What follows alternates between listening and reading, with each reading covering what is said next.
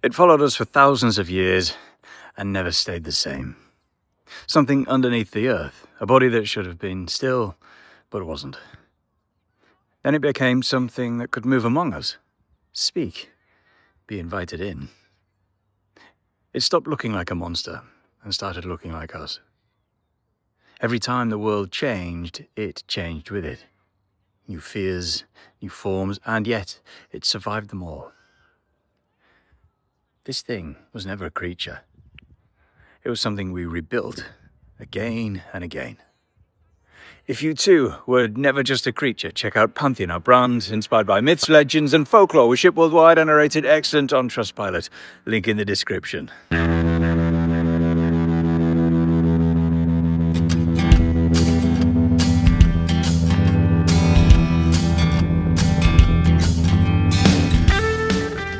If you try and define a vampire in a single fixed way, it immediately starts to fall apart. Ask yourself, what is a vampire? Is it something that drinks blood? Modern day vamps, yes, but not always. Older versions take something far less visible.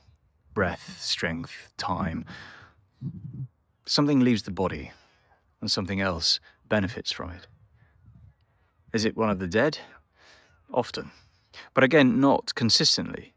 Some forms are physical, others move without a body at all. Some return from the grave, others were never buried in the first place. Even the way it feeds is unstable. Sometimes it attacks directly, sometimes it waits, sometimes it needs permission, sometimes it doesn't. The rules change depending on where you look, because a vampire isn't one clearly defined creature moving through history, but rather a pattern. A set of ideas that keep reappearing in different forms, something that takes the form of the living to continue existing, but never exactly in the same way twice. And that instability is the point. We're watching the same fear take on different shapes. In ancient societies, people were already dealing with a problem they couldn't explain. They would weaken over time without a visible cause. Illness would spread, children would die. People would go to sleep and wake up exhausted, sometimes continuing to decline over days or weeks. Common experiences that didn't feel random, which leads to a specific conclusion. If strength keeps leaving the body, something must be taking it. This is where the foundation of the vampire forms. But it is not yet tied to blood. It's tied to the loss of vitality. The idea that something can enter a person's space, feed on their life, and leave them diminished without a clear sign of attack. You can see this across multiple early centuries. In Mesopotamia, evil spirits like Lamashtu were believed to enter homes and target infants and mothers. It explained why vulnerable people would weaken or die in environments that should have been safe. In ancient Greece, figures such as Empusa were said to approach at night and drain strength from their victims. The descriptions vary, but the result stays the same. A person loses energy after the encounter. The cause is external, even if unseen. In Jewish belief, Lilith takes on the role of targeting those who cannot defend themselves. Again, the focus is on vulnerability, sleep, infancy, isolation, points where the body is exposed and control is reduced. Same idea, different places, and so it stops being a coincidence and becomes a behavior. Something is entering, something is feeding, something is leaving, something benefits from human weakness. Blood will later become the clearest expression of this idea because it gives that process of physical form. You can see blood leave the body, you can measure it, you can point to it, but the idea existed before that shift happened. The earliest vampire isn't defined by fangs or corpses or even a fixed appearance. It's defined by a process. Life is taken, strength is reduced, and something unseen continues because of it. Next, we give it a body. But not just any body. It's not part of the living, therefore the body must come from the dead. Burial carries a clear expectation. Once we're placed in the ground, the process moves in one direction. Flesh collapses, and over time, nothing remains but bone. Death should be final, But when graves are opened, it's not always the case. Bodies can appear intact, skin still holds colour, limbs remain flexible. The abdomen swells as gases build inside. Blood can be found in the mouth or within the body. Hair and nails appear longer than before, giving the impression of continued growth. Without our modern understanding of decomposition, this doesn't look like decay. It looks wrong, supernatural. The restless dead, but not yet vampires. That changes in the early 18th century.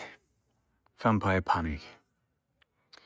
Peter Plokojevich was a peasant farmer living in the village of Kisilova, in a region of Serbia that sat under Austrian imperial control following the Great Turkish War. He died in 1725. The cause was unremarkable. He was buried, and by every expectation of the time, that was the end of his story.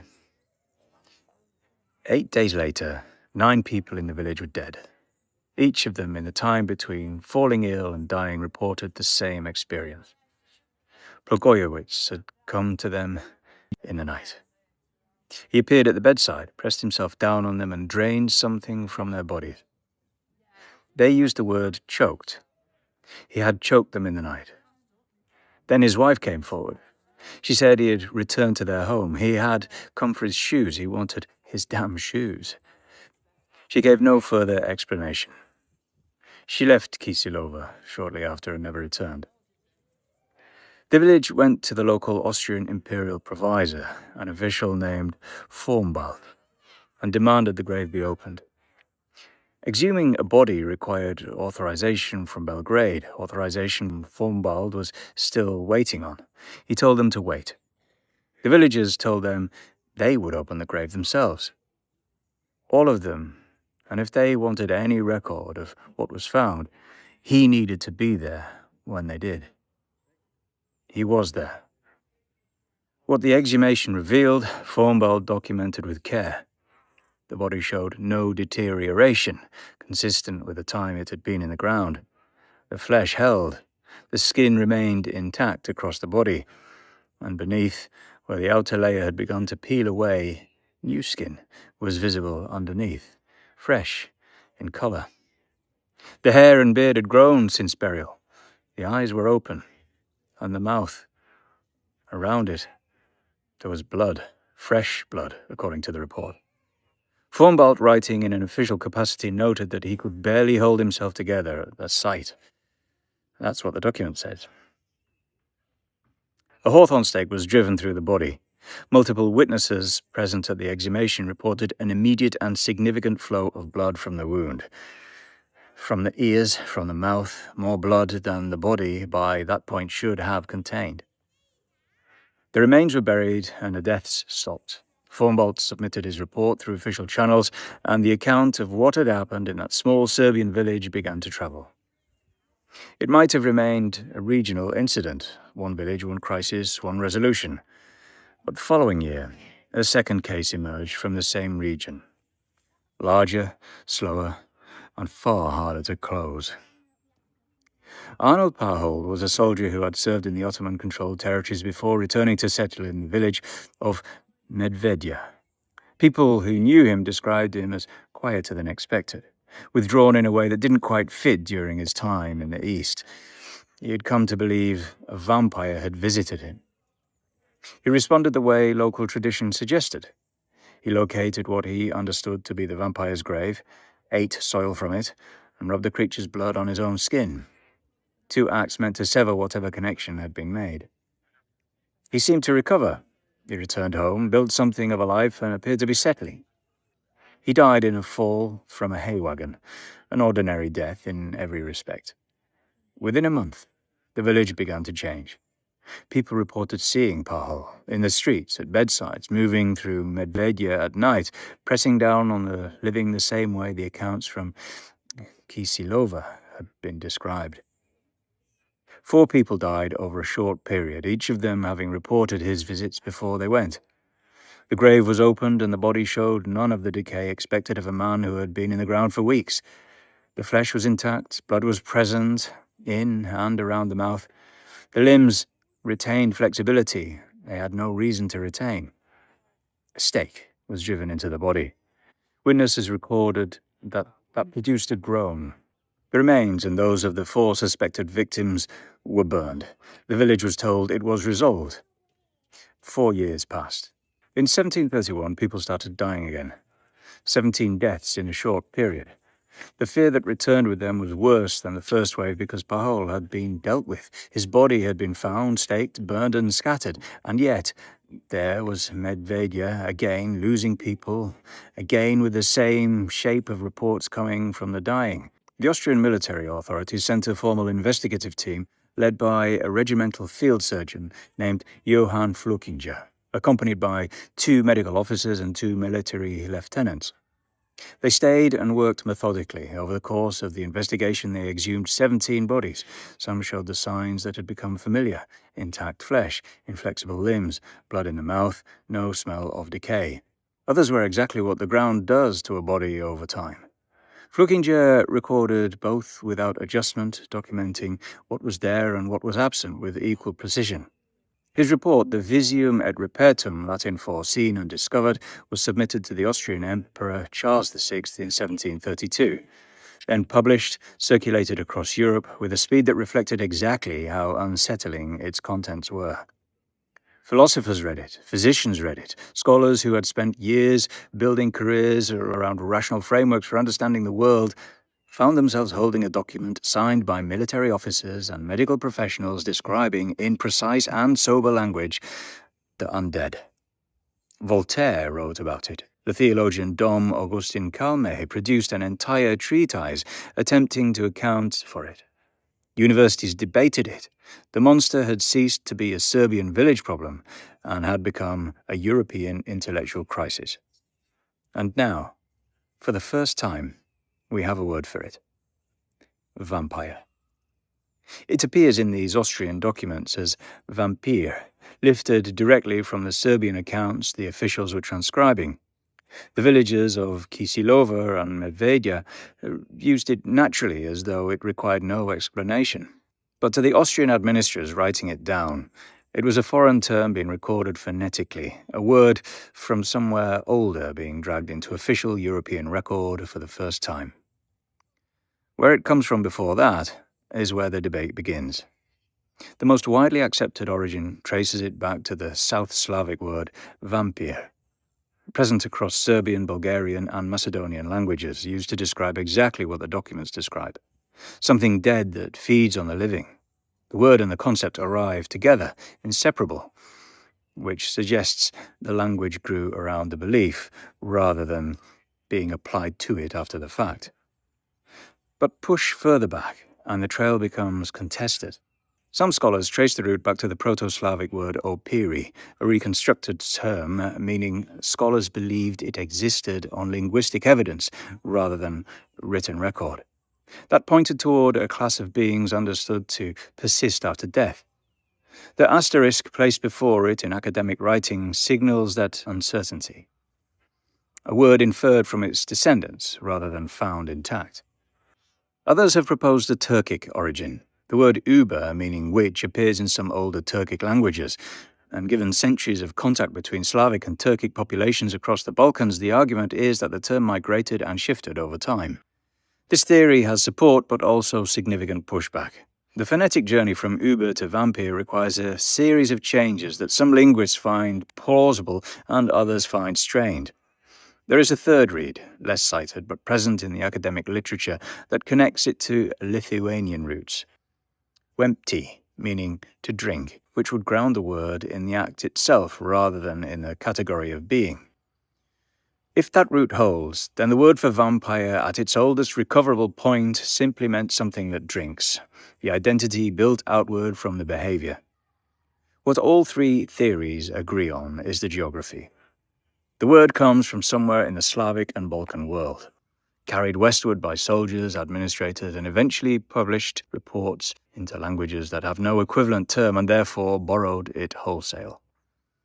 By the time Calmet was writing his treatise, Voltaire was sharpening his commentary. The word had already embedded itself across European languages. A Serbian term for regional folk belief had become the universal label for something that now belonged to everyone. The restless dead had a name, and a name, once given, has a way of making things more real. Blood was never just a fluid. Every culture that encountered it understood it was the line between living and dying. Lose enough, and the body fails. Keep it contained, and the body holds. But what made blood uniquely powerful as a symbol was everything else it carried at the same time. Blood holds lineage, the substance through which identity passed from parent to child. Family is blood, ancestry is blood. The boundaries of who you are and where you came from are written within it. Something feeding on blood was doing more than taking fluid. It was reaching into the deepest definition of a person and extracting it.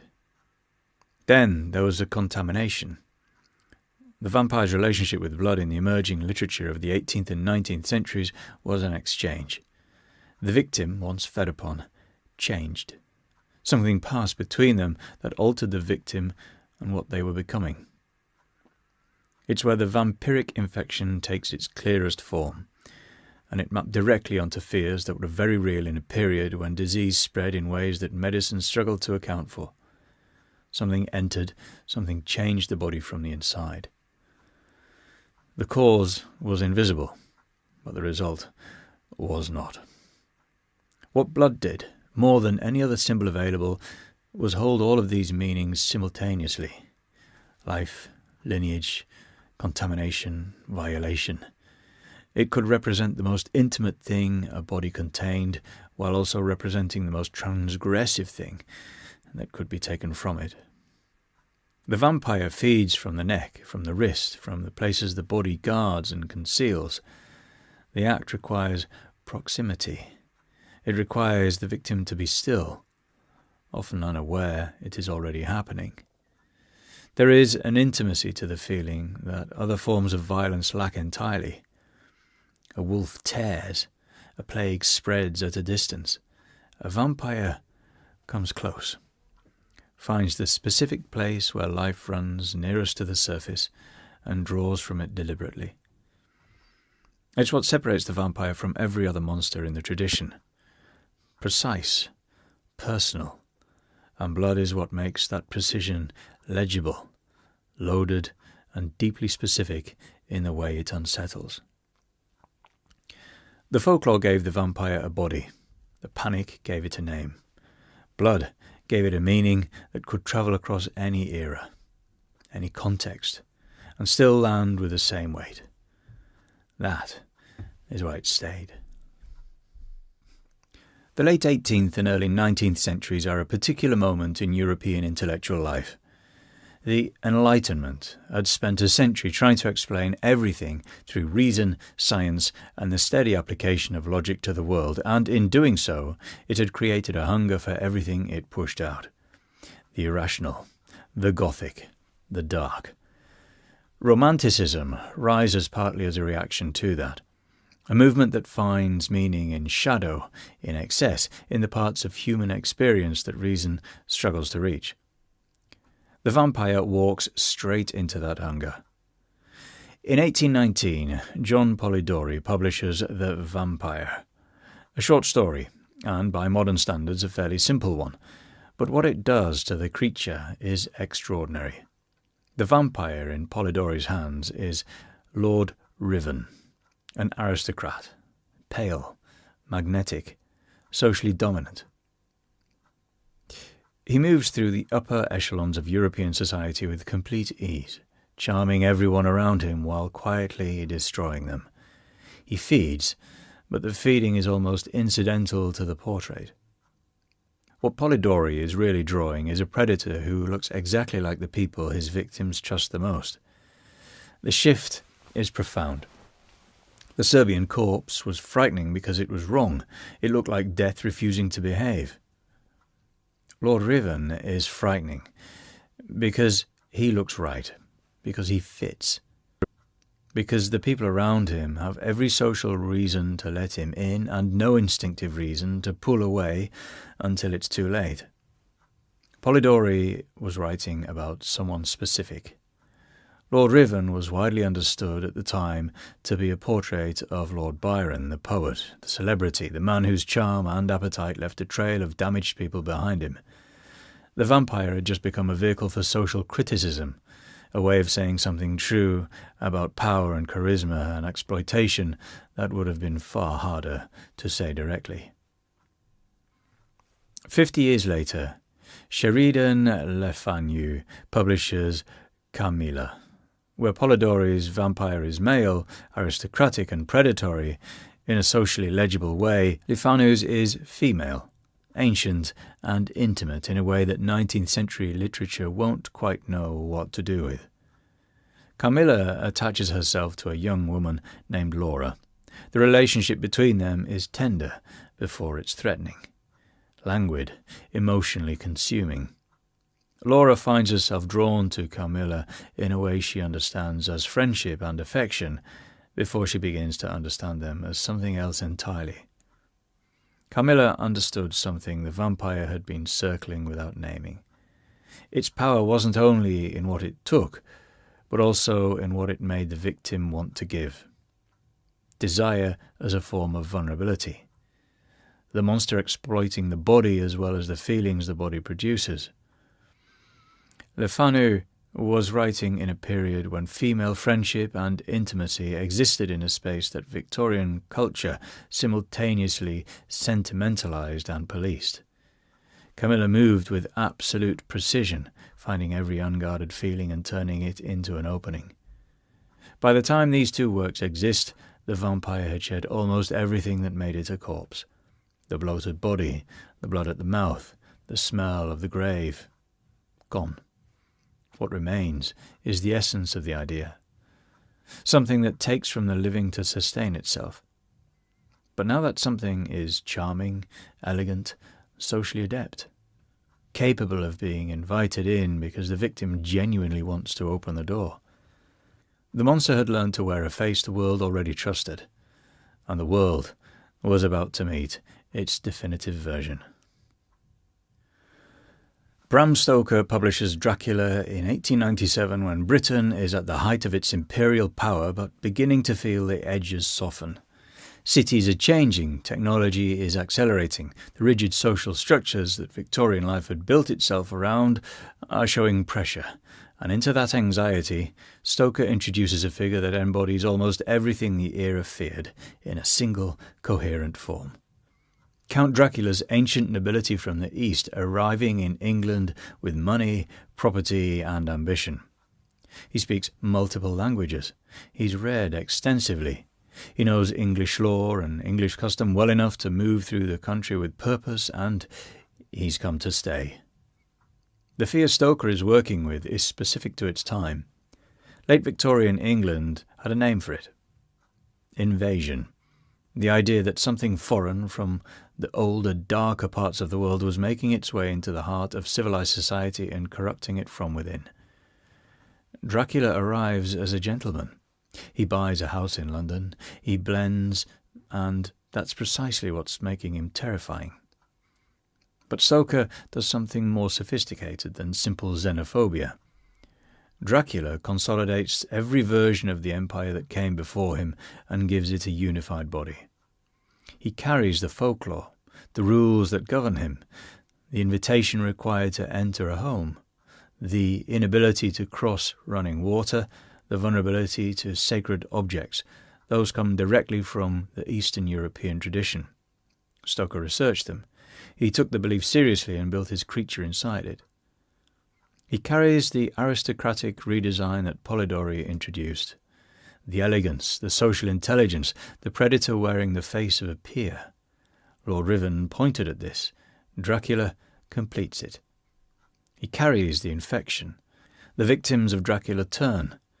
Lucy Westenra, the clearest example, a young woman of impeccable social standing who, once Dracula has fed on her, begins to change.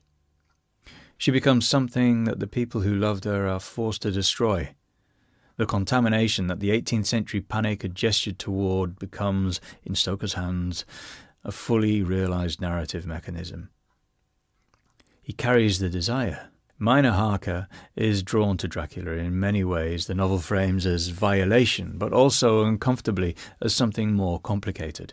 The intimacy of the feeding, the psychic connection that forms between them, the fact that Minor can feel where Dracula is and what he's experiencing. And then there's the response. Dracula is also the first vampire story to give us the other side in detail. Van Helsing, the Crew of Light, a group of men and one woman organising themselves around knowledge, technology and moral purpose to hunt and destroy the creature. Stakes, garlic, holy water, mirrors, daylight, vulnerability so embedded that it still defines how people imagine the vampire today.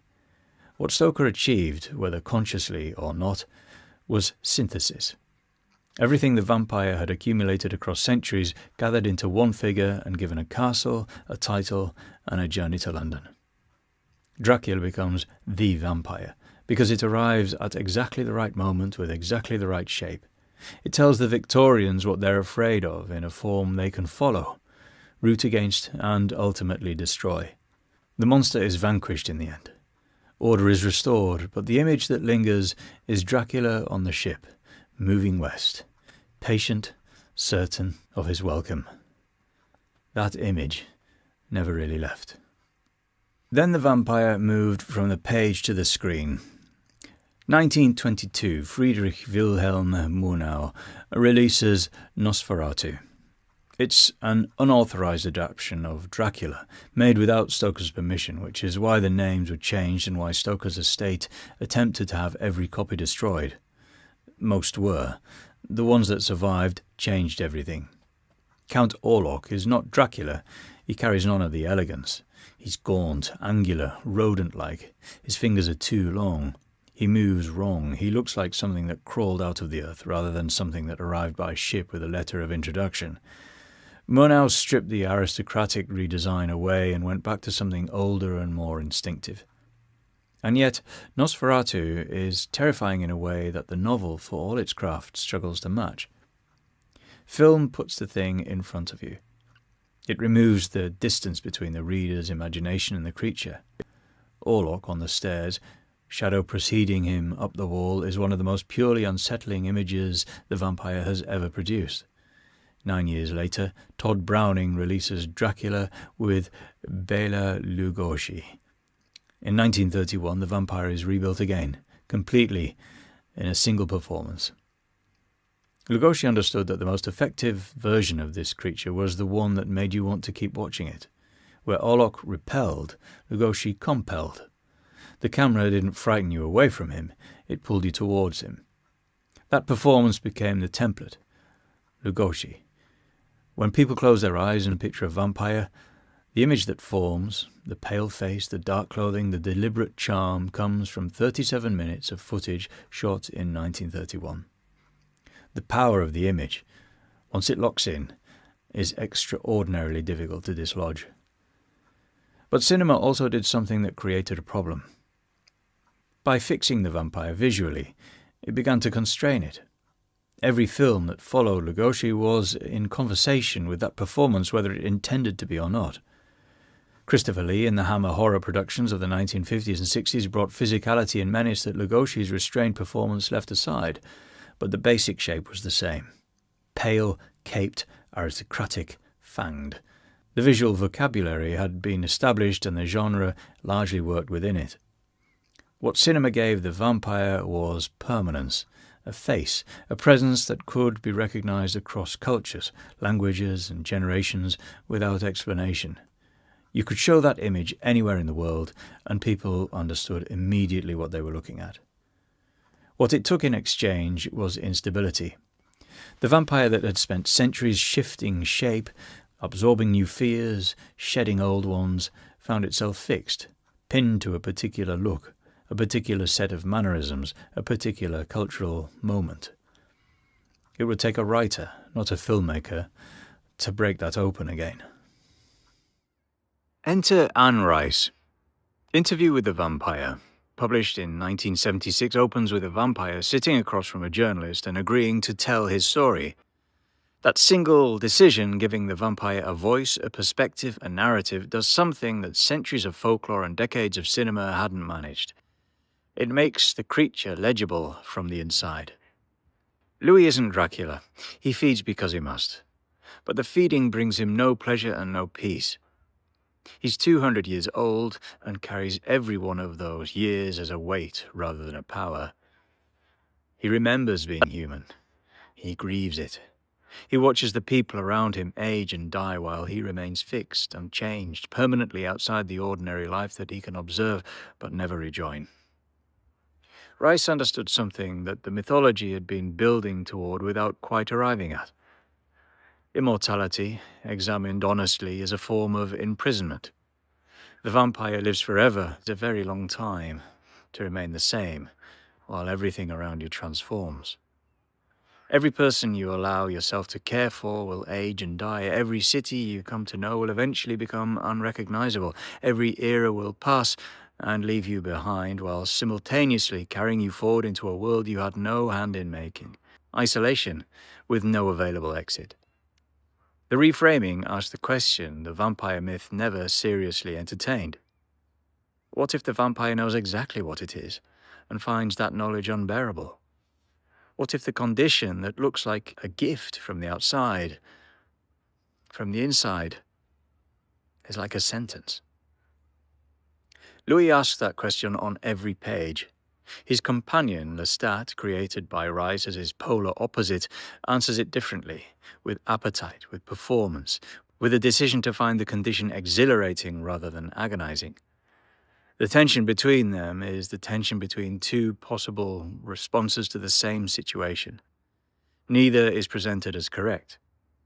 Once the vampire has an interior life, the audience's relationship to it changes permanently. It stops being purely a vehicle of horror and starts being a vehicle of something more complicated. Self-examination, projection, the working out of feelings about mortality and desire, and what it means to exist outside the boundaries of ordinary life. The vampire had always reflected human fear back at its audience. Rice's contribution was to make it reflect something else as well.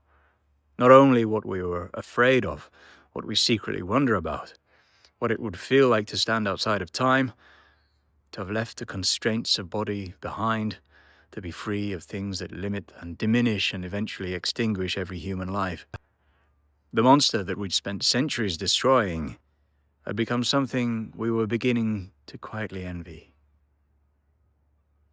So now we look inward, at ourselves.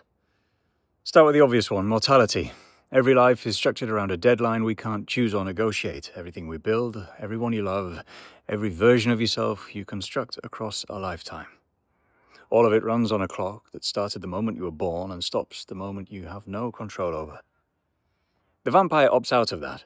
It simply continues, and whatever you think about the isolation Rice identified and the loneliness of watching everyone around you age and disappear, there's something in us that hears, lives forever, and responds before the complications arrive. But immortality doesn't alone explain it. We've had immortal gods across every mythology we've ever produced, and we never wanted to become them in quite the same way. What the vampire offers that God doesn't is recognizability. It was one of us once. It remembers what that felt like. It carries the full weight of our experience into something that transcends our limitation. An upgrade to something that still understands what it came from. Then there's the power. The vampire, in its modern form, operates outside the constraints of ordinary life. It answers to nothing. Age doesn't touch it. Disease passes through it. Social hierarchies that took us lifetimes to navigate, the vampire moves through with complete ease because it has had centuries to understand them and nothing to lose by ignoring them. In a world that asks most of us to spend the majority of our waking hours doing the things we didn't choose, the appeal of that kind of autonomy isn't difficult to understand. Twilight, love it or hate it, is where this aspiration reaches its most commercially explicit form, and also where the critical response to it most clearly misses the point. The vampires in Stephanie Meyer's world are beautiful, permanent, physically extraordinary, and emotionally intense. They've been dismissed as defanged, as a sanitization of something that used to carry genuine menace. And that's true as far as it goes. But the reason Twilight connects with an audience as deeply as it does is because Meyer understood something Rice had begun to uncover. We don't want to be frightened by the vampire anymore. We want to be chosen by it. The fantasy is transformation. Being seen by something ancient and powerful and having it decide that you, specifically, are worth keeping. That's a very deep need dressed in very inhuman clothing. The earliest vampire preyed on vulnerability. It came for the weak, the sleeping, the isolated, the undefended. The modern vampire still seeks out a specific person, still arrives at night, still forms a connection that changes the victim permanently. But the valence has reversed entirely. By being chosen, the vampire stopped being a death sentence and became something closer to an invitation. What changed wasn't the vampire. What changed was what we're afraid of. The fears that produced the earliest versions, illness without explanation, death without warning, the body failing from causes nobody could identify, those fears found answers in medicine and science, the slow accumulation of knowledge. The vampire as a plague carrier, as agent of inexplicable death, lost its power as those explanations arrived. What replaced those fears was subtler and in some ways harder to address. The fear of insignificance, of spending life that passes quickly, leaves little trace, and ends before anything feels finished.